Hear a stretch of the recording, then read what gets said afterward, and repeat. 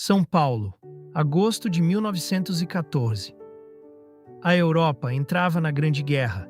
No cais do porto desembarcavam homens de terno e chapéu, não soldados, mas jogadores de futebol. O Torino e o Pro Vercelli, dois clubes da Itália, vinham disputar amistosos que a cidade nunca tinha visto.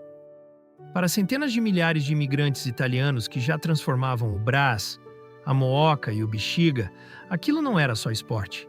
Era a pátria-mãe chegando de navio. No início do século XX, São Paulo deixava de ser apenas a cidade da garoa e tornava-se usina. Fábricas, trilhos, fumaça sobre o Brás. E dentro das fábricas, rostos vindos de Gênova, de Nápoles, da Calábria. A imigração italiana era um dos maiores contingentes de estrangeiros da capital paulista. Trabalhavam nas indústrias Matarazzo. Moravam em bairros onde o italiano ainda se ouvia na rua, nas padarias, nas sociedades de mutualismo. Entre esses trabalhadores estava um jovem de 23 anos, nascido em Fuscaldo, na Calábria, Luigi Servo, operário da Matarazzo, jogador de futebol. E sem que soubesse ainda, o homem que mais tarde gritaria um nome em grego num salão do centro da cidade, um nome que ficaria para sempre.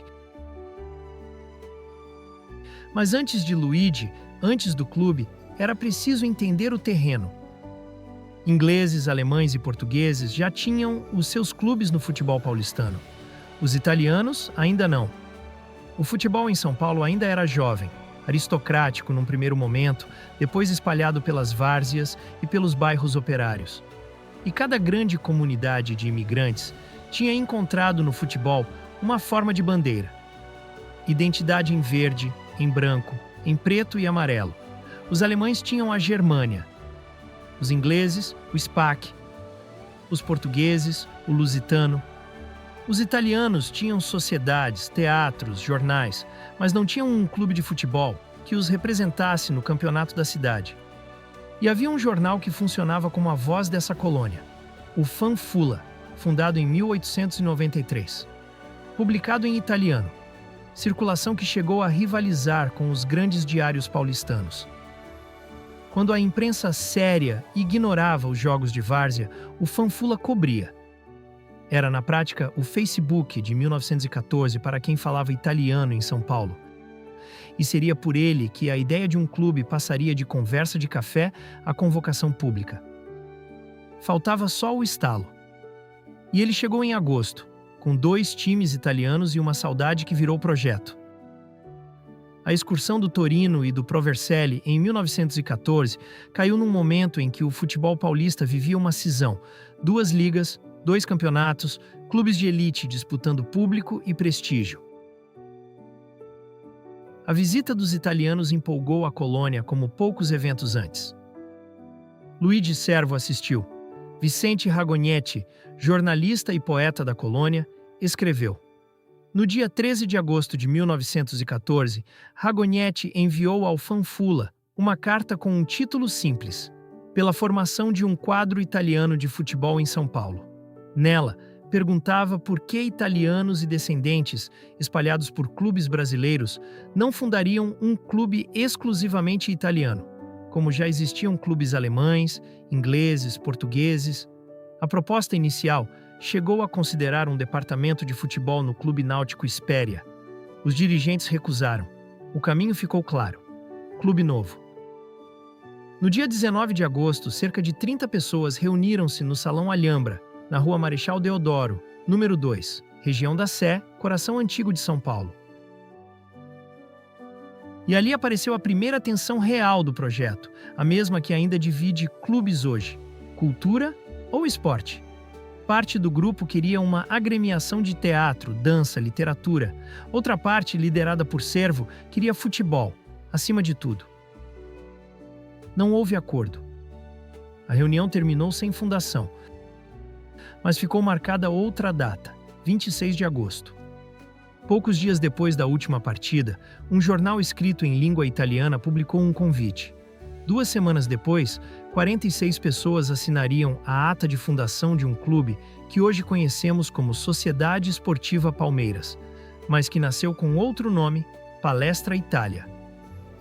Nessa segunda noite, 46 pessoas, italianos, brasileiros, 2 portugueses, um espanhol, fundaram oficialmente a Società Sportiva Palestra Itália. A ata foi redigida em italiano. Luigi Servo articulou o ideal esportivo. Ragonetti deu voz pública. Luigi Marzo e outros operários da Matarazzo estavam presentes. Ezequiel Simone foi eleito primeiro presidente, por poucos dias, num arranjo que equilibrava as alas cultural e esportiva do clube nascente. E o nome? Palestra, do grego. Academia, ginásio, lugar onde se exercita o corpo. Servo propôs. O salão aprovou. Não era só futebol. Era a ideia de uma escola cívica italiana em terras brasileiras. As cores iniciais seguiam a bandeira da Itália: verde, branco e vermelho. Não confunda com o uniforme que você conhece hoje. Aquilo viria muito depois, em outro capítulo da história. O clube existia no papel. Em janeiro, existiria no campo. O adversário era outro clube de imigrantes italianos, o Savoia, de Votorantim. A delegação palestrina pegou o trem, quase 3 horas de viagem, com sócios, esposas, expectativa. 5 meses após a fundação, no dia 24 de janeiro de 1915, o Palestra Itália entrou em campo pela primeira vez na história. No campo dos Castelões, o jogo foi duro. Empate no primeiro tempo. No segundo, 2 pênaltis, Bianco e Allegretti, 2-0. O Savoia entregou ao Palestra a Taça Savoia, o primeiro troféu da história do clube. O Fanfula celebrou na edição seguinte. Luigi Servo discursou em italiano. Registre isto, primeiro jogo em 1915. Primeiro campeonato oficial, só mais tarde. Inscrito na Liga Paulista desde abril de 1915, o Palestra estreou no Campeonato Paulista em 13 de maio de 1916, contra o Mackenzie, 1-1. Era a entrada no circuito oficial, a consagração ainda não. Em 1917, veio o vice-campeonato, e no dia 6 de maio aconteceu o primeiro Palestra e Corinthians, 3-0, 3 gols de Caetano Izzo. Uma rivalidade que atravessaria o século, mas isso é assunto para outro episódio. Em 1918, a gripe espanhola assolou o mundo. O Palestra cedeu o prédio do clube na rua Libero Badaró à Cruz Vermelha. Hospital improvisado. Morte na cidade. Naquele ano, o clube ganhou algo que troféus não medem: simpatia. Não era só time, era vizinho. Há relatos de atritos com a elite do futebol paulista. O Palestra chegou a se afastar do campeonato oficial em 1918, retornando em 1919. Documentos da época falam em descontentamento com arbitragens e exclusões. Nós preferimos deixar os jornais contarem, sem transformar memória em mito. E então veio 1920. 6 anos após 46 pessoas no Alhambra, o Palestra Itália disputava o Campeonato Paulista de igual para igual com o paulistano. Tetracampeão, símbolo da aristocracia esportiva. Os dois terminaram o turno em empate de pontos. Seria necessário um jogo de desempate. Mas antes disso, na rodada final, o Palestra perdeu para o Jardim América quando bastava empatar. Quase perdeu o sonho ali. Dia 19 de dezembro de 1920. Chuva, gramado pesado. Multidão no Estádio Paulistano de Madeira. Final do Campeonato Paulista. Martinelli abriu o placar aos 5 minutos. O paulistano empatou. E aos 77, Forte cruzou da direita. Gol, 2-1. A crônica da Gazeta falava em vanguarda verde-branca dominando o jogo. Não era mais só o clube italiano. Era campeão paulista. A colônia que chegou de navio, que leu o Fanfula, que assinou uma ata em italiano num salão da Sé, tinha um título no cartaz da cidade. O nome Palestra Itália se espalharia. Outros clubes de imigrantes italianos adotariam a mesma denominação pelo Brasil, inclusive o que hoje conhecemos como Cruzeiro, em Belo Horizonte, em 1921. Mas nenhum nasceu antes deste. Nenhum carregou a mesma carga simbólica. Por que italianos fundaram esse clube?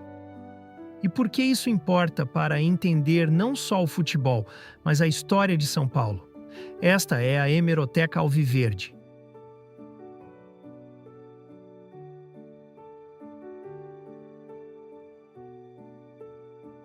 E esta é a história de como uma comunidade imigrante decidiu existir em público, no papel, no jornal e depois no campo. Então, por que o Palmeiras foi fundado por italianos? Primeiro, porque São Paulo era, em 1914, uma das maiores cidades italianas fora da Itália. Segundo, porque cada comunidade de imigrantes já usava o futebol como bandeira, e os italianos ainda não tinham a sua.